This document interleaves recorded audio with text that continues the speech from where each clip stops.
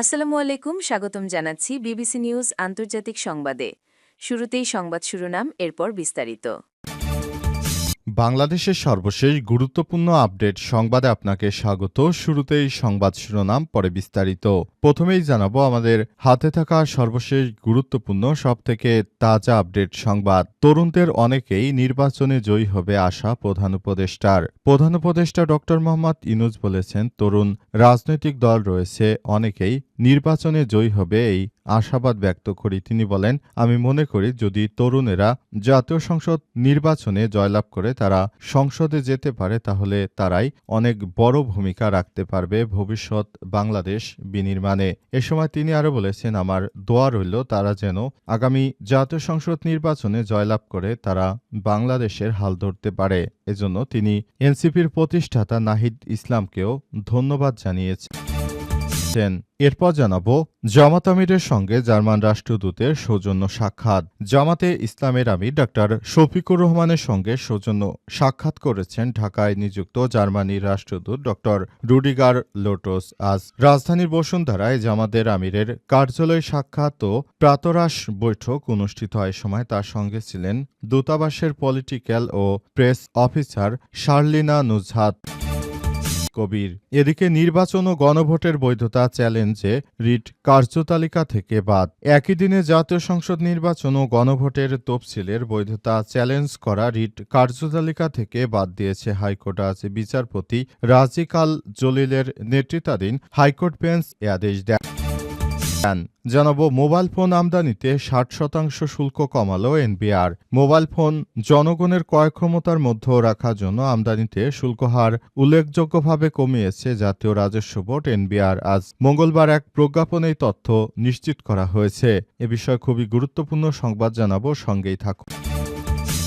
এবং সর্বশেষ জানাবো আমেরিকার হুমকি, ইরানের পাল্টা হুঁশিয়ারি। ইরানের অর্থনৈতিক সংকট ও দেশটির মুদ্রার ধারাবাহিক অবমূল্যায়ন এবং দ্রব্যমূল্যর অস্বাভাবিক বৃদ্ধির প্রতিবাদে ব্যবসায়ীদের ডাকা কর্মসূচি দিয়ে দেশটিতে শান্তিপূর্ণভাবে বিক্ষোভ শুরু হলে পরে তা সহিংস বিক্ষোভে রূপ নিয়েছে। বিক্ষোভকারীরা সরকারি প্রতিষ্ঠান থেকে শুরু করে নিরাপত্তা বাহিনীর কার্যালয়, মসজিদ সহ নানা স্থানে নজিরবিহীন তাণ্ডব চালিয়েছে। এই ঘটনায় যুক্তরাষ্ট্র ইরানের উপর হামলা চালাতে চায়। ইরানও পাল্টা হুমকি দিয়েছে যুক্তরাষ্ট্রকে। যদি ইরানে তারা হামলা চালায় তাহলে ইরান থেকে মূলত পাল্টা প্রতিরোধ গড়ে তোলা হবে, এমনটাই জানিয়েছে খামেনির সরকার। প্রিয় দর্শক, এতক্ষণ শুনছিলেন সংবাদ শিরোনাম, এবারে বিস্তারিত। তবে তার আগে বন্ধুরা, অনুরোধ থাকবে এই সংবাদটিতে একটি লাইক দিন। এই চ্যানেলে আপনি নতুন হয়ে থাকলে আমাদের সংবাদটি দেখতে দেখতে চ্যানেলটি সাবস্ক্রাইব করে রাখুন। কমেন্ট করে বন্ধুরা আপনার মূল্যবান মতামত জানিয়ে দিন আপনি বিশ্বের কোন দেশ থেকে বা বাংলাদেশের কোন স্থান থেকে আমাদের সংবাদটি দেখছেন এবং শুনছেন। আর বন্ধুরা, সংবাদটি আপনার সোশ্যাল মিডিয়া ফেসবুকে শেয়ার করে বন্ধুদেরও দেখার সুযোগ করে দিন। গাজা যুদ্ধে আপনি যদি নিরীহ ফিলিস্তিনিদের ভালোবেসে থাকেন, কমেন্টে ইয়েস লিখে বিশ্ববাসীকে জানিয়ে দিন। সংবাদটি আপনার সোশ্যাল মিডিয়া ফেসবুকে শেয়ার করে বন্ধুদেরও দেখার সুযোগ করে দিন। এবারে বিস্তারিত। তরুণদের অনেকেই নির্বাচনে বিজয় হবে আশা প্রধান উপদেষ্টার। প্রধান উপদেষ্টা ডক্টর মোহাম্মদ ইউনূস বলেছেন, তরুণ রাজনৈতিক দল রয়েছে অনেকেই নির্বাচনে জয়ী হবে বলে এই আশাবাদ ব্যক্ত করেছেন তিনি। আজ বেলা 11:30টায় রাজধানীর হোটেল লা মেরিডিয়ান উচ্চশিক্ষার বর্তমান অবস্থা এবং ভবিষ্যৎ দিক নির্দেশনা 2026 শীর্ষক 3 দিনব্যাপী দক্ষিণ এশীয় আঞ্চলিক সম্মেলনে তিনি এসব কথা বলেছেন। ডক্টর ইউনূস বলেন, শিক্ষা ব্যবস্থার মূল লক্ষ্য কেবল চাকরি উপযোগী জনশক্তি তৈরি করা নয়, বরং সৃজনশীল, স্বাধীন, চিন্তাশীল এবং উদ্ভাবনী মানুষ গড়ে তোলা। বলেন, মানুষ জন্মগতভাবেই সৃজনশীল মানুষের জন্যই সৃষ্টি হয়েছে, কিন্তু প্রচলিত শিক্ষা ব্যবস্থা অনেক সময় সেই সৃজনশীলতাকে দমন করে কেবল চাকরির প্রস্তুতিতে সীমাবদ্ধ করে ফেলে। চাকরি না খুঁজে তরুণদের উদ্যোক্তা হওয়া জরুরি। প্রধান উপদেষ্টা আরও বলেন, দক্ষিণ এশিয়া একটি সম্ভাবনাময় অঞ্চল, কিন্তু রাজনৈতিক অস্থিরতা, সামাজিক বিভাজন ও ভুল নীতির কারণে এই অঞ্চলের সম্ভাবনাগুলো অনেক সময় কাজে লাগানো যায় না। শিক্ষা পরীক্ষা হতে পারে সেই শক্তি যা এই অঞ্চলের তরুণদের পরিবর্তনের নেতৃত্ব দিতে সক্ষম করে তুলবে বলে মনে করেন অন্তর্বর্তীকালীন সরকারের প্রধান উপদেষ্টা প্রফেসর ড মোহাম্মদ ইউনূস। তিনি মনে করেন, এবারে জাতীয় সংসদ নির্বাচনে তরুণেরা যদি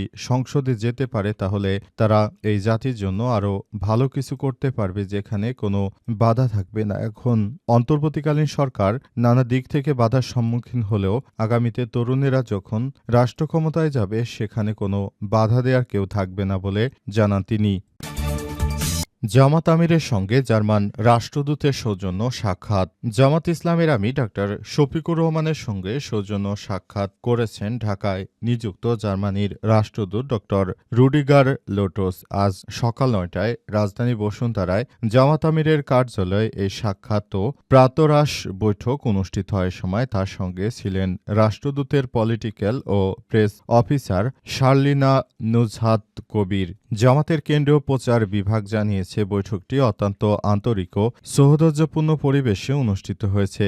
এতে আসন্ন ত্রয়োদশ জাতীয় সংসদ নির্বাচন বাংলাদেশের জন্য অত্যন্ত গুরুত্বপূর্ণ বলে উল্লেখ করা হয়েছে। নির্বাচন অবাধ, সুষ্ঠু ও গ্রহণযোগ্যভাবে সম্পন্ন করার লক্ষ্যে জার্মানির সহযোগিতায় ও কারিগরি সহায়তা কামনা করা হয়েছে। একই সঙ্গে বাংলাদেশের নারী সমাজের অধিকার সুরক্ষা, কর্মক্ষেত্র দক্ষতা বৃদ্ধি এবং সার্বিক উন্নয়নে জার্মানির অব্যাহত সমর্থন প্রত্যাশা ব্যক্ত করা হয়েছে। এছাড়াও বৈঠকে বাংলাদেশের টেকসই গণতন্ত্র ও গণতান্ত্রিক প্রতিষ্ঠানসমূহকে আরও শক্তিশালী করার প্রয়োজনীয়তা নিয়ে গঠনমূলক আলোচনা করা হয়। উভয় পক্ষ ভবিষ্যতে বাংলাদেশ ও জার্মানির মধ্যে দ্বিপক্ষীয় বাণিজ্য, বিনিয়োগ এবং অর্থনৈতিক সহযোগিতার আরও বেগবান বলে আশাবাদ ব্যক্ত করেছেন। জামাতের আমিরের সঙ্গে উপস্থিত ছিলেন সংগঠনের সহকারী সেক্রেটারি জেনারেল এবং কেন্দ্রীয় প্রচার ও মিডিয়া বিভাগের প্রধান অ্যাডভোকেট এহসানুল মাহবুব জুবায়ের এবং আমিরের পররাষ্ট্র বিষয়ক উপদেষ্টা অধ্যাপক ড মাহমুদুল হাসান। নির্বাচন এবং গণভোটের বৈধতা চ্যালেঞ্জের রিট কার্যতালিকা থেকে বাদ। একই দিন জাতীয় সংসদ নির্বাচন ও গণভোটের তফসিলের বৈধতা চ্যালেঞ্জ করা রিট কার্যতালিকা থেকে বাদ দিয়েছে হাইকোর্ট। মঙ্গলবার বিচারপতি রাজিকাল জলিলের নেতৃত্বাধীন হাইকোর্ট বেঞ্চ এ আদেশ দিয়েছে।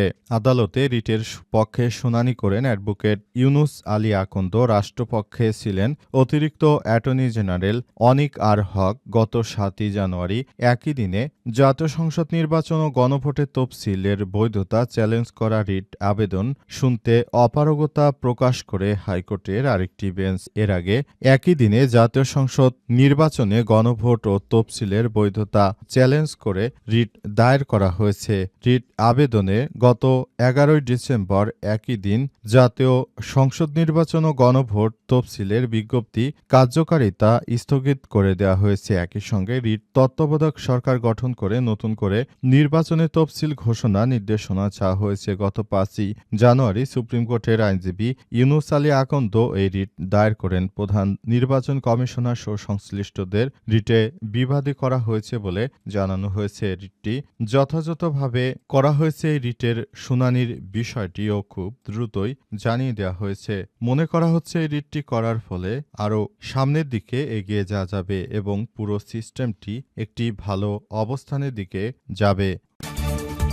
মোবাইল ফোন আমদানিতে ৬০% শুল্ক কমাল এনবিআর।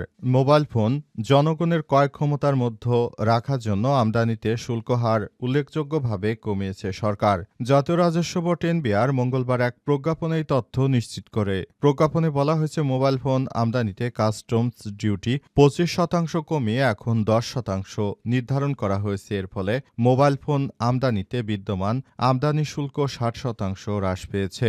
একই সঙ্গে কাস্টমস ডিউটি হ্রাসের কারণে মোবাইল ফোন সংযোজনকারী দেশীয় প্রতিষ্ঠানসমূহ যাতে বিরূপ প্রতিযোগিতার মুখে না পড়ে সেই বিবেচনায় মোবাইল ফোন সংযোজনকারী প্রতিষ্ঠান কর্তৃক উপকরণ আমদানি বা কাস্টমস ডিউটি ১০% থেকে কমিয়ে ৫% নির্ধারণ করে আরও একটি পৃথক প্রজ্ঞাপন জারি করা হয়েছে। এর ফলে মোবাইল ফোন সংযোজনকারী প্রতিষ্ঠান কর্তৃক উপকরণ আমদানিতে প্রযোজ্য বিদ্যমান আমদানি শুল্ক ৫০% হ্রাস পেয়েছে। এ অবস্থায় নতুন করে দেশের ভিতর যেন এই মোবাইল ফোন আমদানি নিয়ে আর ব্যবসায়ীরা কোনো ধরনের ঝামেলা তৈরি করতে না পারে সেই ব্যবস্থাই গ্রহণ করেছে সরকার এবং ব্যবসায় বান্ধব একটি পরিবেশ তৈরি করার নির্দেশনা দিয়েছে তারা এবং সে অনুযায়ী ব্যবসা বান্ধব একটি পরিস্থিতি তৈরি হয়েছে।